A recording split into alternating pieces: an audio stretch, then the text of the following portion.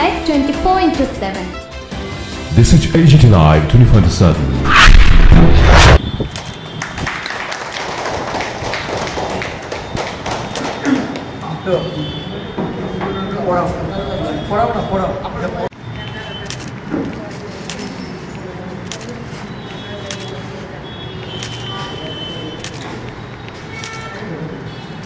Vande Mataram! Vande Mataram! Vande Mataram! Vande Mataram!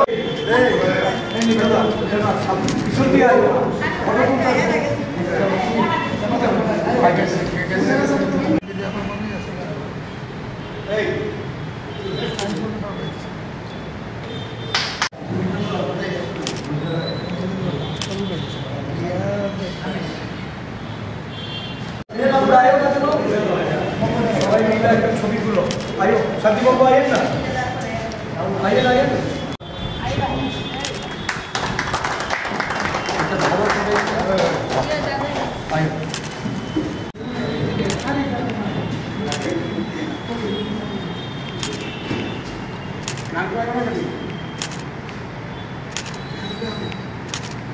ঠিক আছে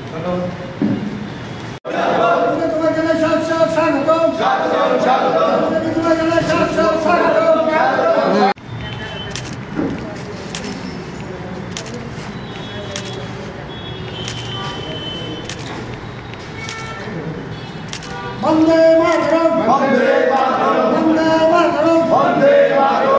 সবাইকে নমস্কার। আজকে আমরা কংগ্রেস প্রেসিডেন্টকে ফোন করেছিলাম যে কংগ্রেস ভবনে আসবে, যে এরকম একটা অনুষ্ঠান হবে আমার ধারণা ছিল না। যাই হোক, আজকের এই অনুষ্ঠানে সবাইকে আমার নমস্কার। এআইসিসি কংগ্রেস হাইকমান্ড আমাকে একটা গুরুদায়িত্ব দিয়েছে অনেক দিন পরে।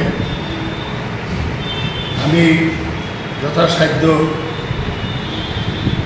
চেষ্টা করব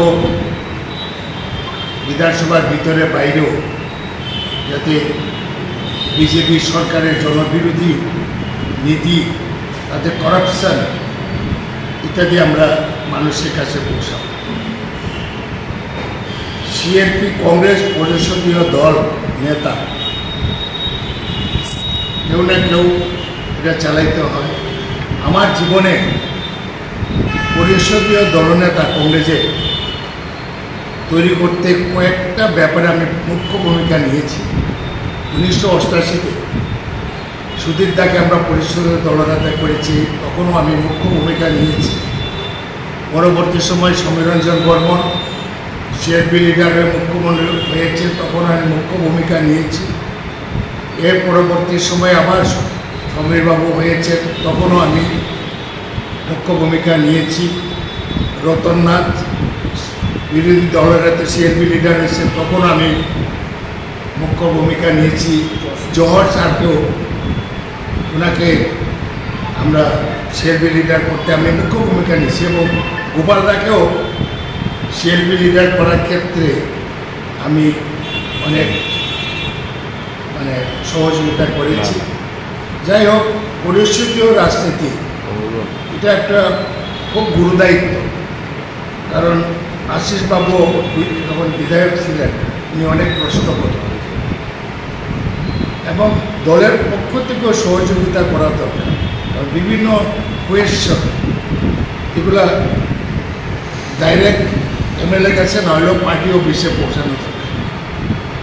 সেটা আমরা যদি যত বেশি কোয়েশ্চন জমা দেওয়া যায় ততই তো এটা পাবলিকের সামনে বিষয়গুলো উঠে আসে। কিন্তু একটা বিষয় যে বামফ্রন্ট সরকার এবং বিজেপি সরকার, দুই সরকারের আমলেও বিধানসভা বেশি দিন অধিবেশন করতে রাজি নয়।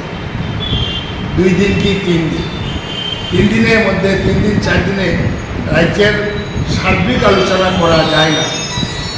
অনেকে জানেন না, আশিসবাবু জানে যে বিধানসভাতে আপনি 100টা প্রশ্ন করলেন, 500টা প্রশ্ন করলেন, বিধানসভা বসলেই যে এটা উত্তর আসবে এমন না, কারণ প্রত্যেকটা দিনে একটা সাবজেক্ট। আজকে শিক্ষা নিয়ে, কালকে পিডব্লিউডি নিয়ে, ইন্ডাস্ট্রি নিয়ে, ওইটার মধ্যে পড়লে পরে সেই কোয়েশনটা আছে। যাই হোক, আমরা ত্রিপুরাতে আমরা বিরোধী কংগ্রেস, শুধু ত্রিপুরাতে নয়, ভারতবর্ষে কংগ্রেস বিরোধী ভূমিকায় আছে। এখন বিরোধী ভূমিকায় আমরা আছি, কালকে আমরা শাসক ভূমিকায় থাকব। এটা তো গণতন্ত্রের নিয়ম। রাহুলজি যে সকল কোয়েশন দেশবাসীর সামনে তুলে ধরেছে, উত্তর দেওয়ার মতন কোনো শক্তি বিজেপির মধ্যে এখনো বের হয়েছে, যার কারণে হ্যারাস করার জন্য প্রচুর চেষ্টা করছে। শুনিয়েছি রাহুলজিকে, যাতে তারা মুখ বন্ধ করা যায়। তাদের পাশে আমরা থাকতে হবে। আমরা তো ত্রিপুরার যারা কংগ্রেস করি, আমরা অপোজিশন করি, আমরা অভ্যাসে পরিণত হয়েছি। আমরা দর ভয় কিছু, দর ভয় এটা আমরা বিসর্জন দিয়ে দিয়েছি। সমস্ত কর্মীদের সাহস নিয়ে এগিয়ে আসতে, মোকাবিলা করতে হবে। পাবলিক কিন্তু আমার মনে হয় বিজেপি থেকে সরে গেছে। বিজেপিতেও এটা একটা আনস্ক্যাটার, ওই যে অর্গানাইজ, আমরা যেমন আছে না শিবুর মতন সংগঠন, আনঅর্গানাইজ, এটা অর্গানাইজ না। আনঅর্গানাইজ মানুষের ভোটে এরা সরকার এসছে, এটা অর্গানাইজ না। কেউ কমিউনিস্ট থেকে, কেউ কংগ্রেস থেকে, কেউ নকশাল থেকে, কেউ অমুক থেকে, এরা গিয়া কিন্তু এখন আস্তে আস্তে সরিয়ে যেতেছে। যারা আমি দীর্ঘ বলবো না, আমরা কংগ্রেসকে মজবুত করতে হবে। একটা কথা মনে রাখতে হবে, ত্রিপুরাতে একমাত্র বিকল্প হচ্ছে কংগ্রেস।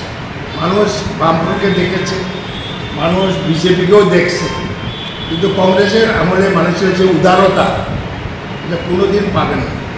আমরা যখন সরকারে ছিলাম, তখন যে কেউ আসুক, না নাই, যে কোনো বিষয় আসুক, না জিনিসটা আমরা বলি না, যথাসাধ্য আমরা সাহায্য করি।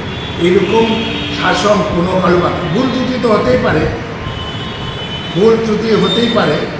এটা তো মানুষ যখন বিচার করবে কী ভুল করেছে, কী ত্রুটি করেছে, কিন্তু আমরা কাছে যখনই মানুষ আসতো, না জিনিসটা নেয়। যাই হোক, প্রদেশ কংগ্রেস সভাপতি আশিসবাবু সহ আমরা যারা কর্মকর্তারা এখানে আছে, ডিস্ট্রিক্ট প্রেসিডেন্ট, সেবা দলের চেয়ারম্যান এবং আমার সহসাথীবৃন্দ, সবাইকে আমার অসংখ্য ধন্যবাদ।